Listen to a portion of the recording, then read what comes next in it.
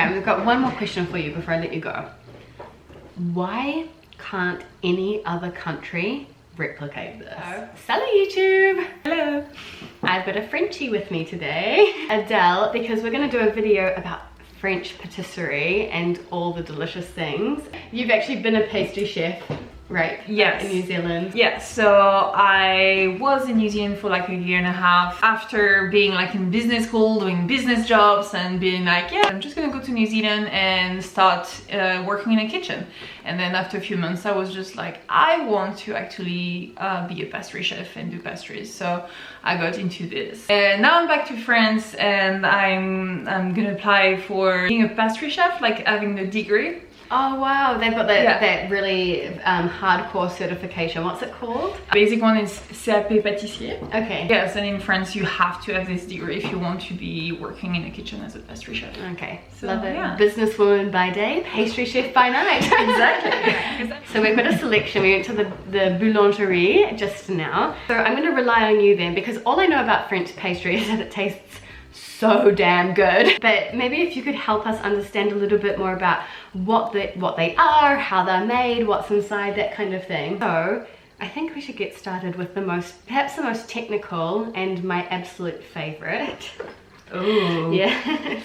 This is my dad's favorite as well. Oh, it looks beautiful on camera. Okay, so this is my absolute favorite. It comes in a few different styles though. Yeah, this is the kind of Parisian modern form of it. What kind of pastry is that? So that's what we call pâte feuilletée. So that would be your puff pastry. Puff pastry, okay. Puff pastry. Just like several sheets of that. Yes. Okay. And then for the cream, you have different kind, but the most common one is the crème pâtissière.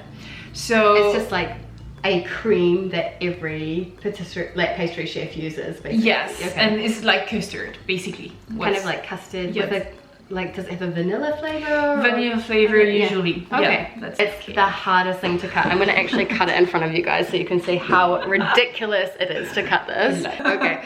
Oh my gosh. Okay. It's impossible. There's no way you can do this in a tidy way. So the idea with pastries in France is basically needs to look really good on the plate before you start to eat it, because you need to be willing to eat it, and then it's a mess and it's okay. Yeah, okay. The most important thing is the taste. Okay. So, I love that contrast between the crunchiness and then the cream. And it's not too sweet, it's not sickly sweet. It's pretty good. That's not my favorite cream, but I like the fact that you have the crunchiness and the pastry is a bit brownish. Yeah. So it actually gives like the difference between the vanilla sweetness and this. Oh, I love it. Excellent. Should we go for the absolute classic? Yeah. Like, this is pretty, renowned worldwide. The standard chocolate eclair. They're a bit special. We've got chocolate eclairs in New Zealand, but they don't taste as good. And yeah, but why? Like, what do we do so differently? It's too sweet. The cream is too fat. The choux pastry is too thick. Yeah, it's really dense pastry. Yeah, it's just not the same. Yeah, thank you. And this may be a really dumb question to someone like you, but how do they get the chocolate in the middle? How they do that? Let's see this one. Yeah, you can see. There are holes. Oh, in the bottom, and then they inject it. Okay. Yeah. Delish.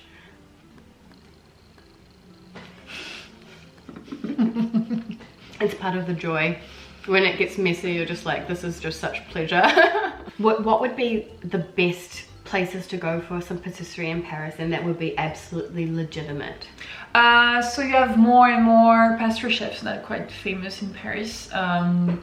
And you can find them in the Grand Magasin, Galerie Lafayette. Okay. And they have their own pastry shops, but there are lots of them, and you can actually find them on Instagram quite easily. Ah, okay. You look for Pastry Chef Paris, and then yeah, you have Yann Couvreur, Marcolini. There are just so many of them. We'll put them down below, and we'll put your Instagram down below as well, so that people can follow your journey, because you're gonna obviously be in training and like becoming a chef yourself, so that's kind of exciting. We'll be able to see all your creations. Okay, moving on. So this is quite a summary one, but it's still serve it.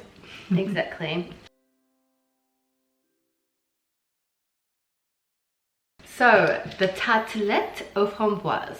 What do we have here as a base? That's what we call like a shortbread, but from Brittany, a Brittany shortbread. Oh, So you okay. call it a sablé breton.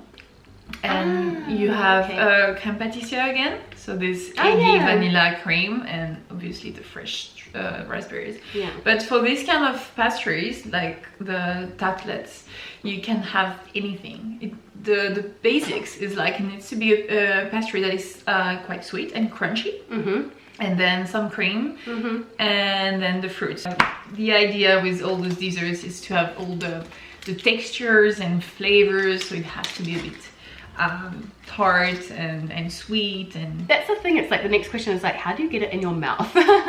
The raspberries are going out of season a bit, so they're a little bit tart, but it's still delicious. it is.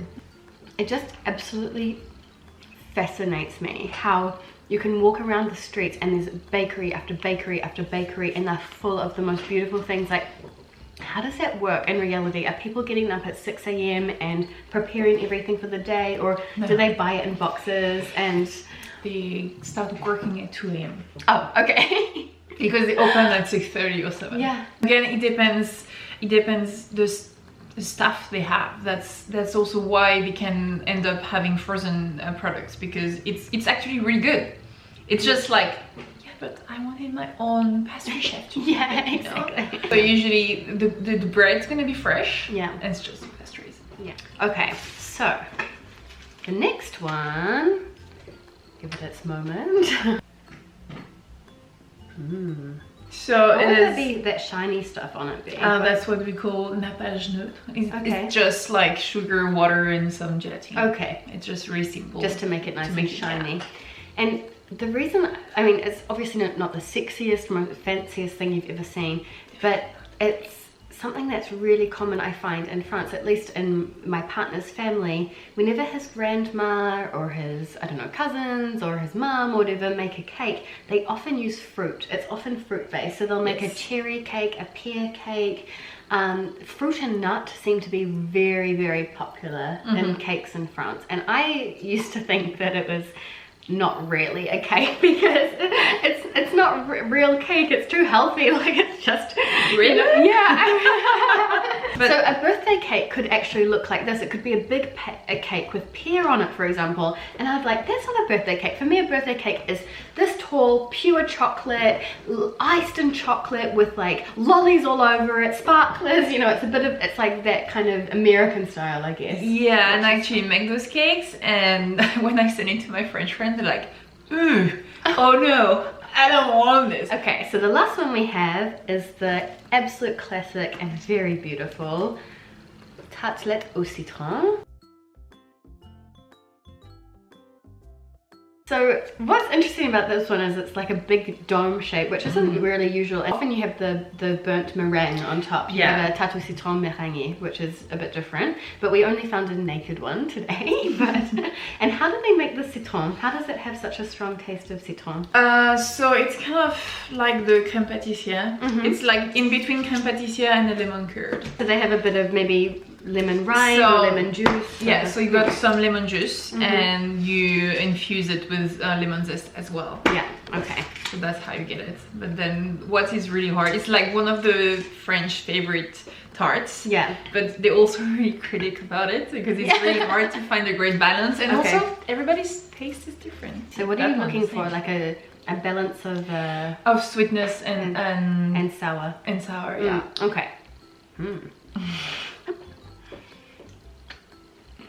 By the way, this is the best video ever to make. This is good. It is, yeah? Okay, noted. My local boulangerie has good tarte au citron. Okay. And you have the, I don't know how. The sourness in the throat. Okay, we've got one more question for you before I let you go. Why can't any other country replicate this? I asked that to my chef. Yeah. In New Zealand, because I was like, I don't understand, I love it so much. We could do the same. There are different things. First of all, ingredients. And then you actually have to adapt to the local tastes. So that's the side thing. In my restaurant, I was like, oh, I want to change the lemon tart. I want it to be a bit more tart, less creamy. Yes. has taste. And they were like, oh no, It won't work here. Yeah. It's sort of like in the luxury industry as well, with the handbags and that kind of thing. I feel like there's knowledge that just has been passed down through generation and generation and generation. And they've got this word in French, which is métier. Like you have the métier, which is not really translatable. It's around having a sort of craft. It's craftsmanship. It's craftsmanship that's almost been, like transmitted. And I feel like, I mean, that's obviously why the French is so great at wine, patisserie, food, luxury, everything. If anything else, like if ever I leave France, this will bring me back. Thank you so much for sharing your expertise with us. I'll link Adele's Instagram down below so that you can go and follow her journey. I know that I will. And otherwise, if you guys have any requests for other foods that you'd like me to tackle, let me know down below. And I'll see you guys in the next video. A bientôt! À bientôt. Bye! Bye!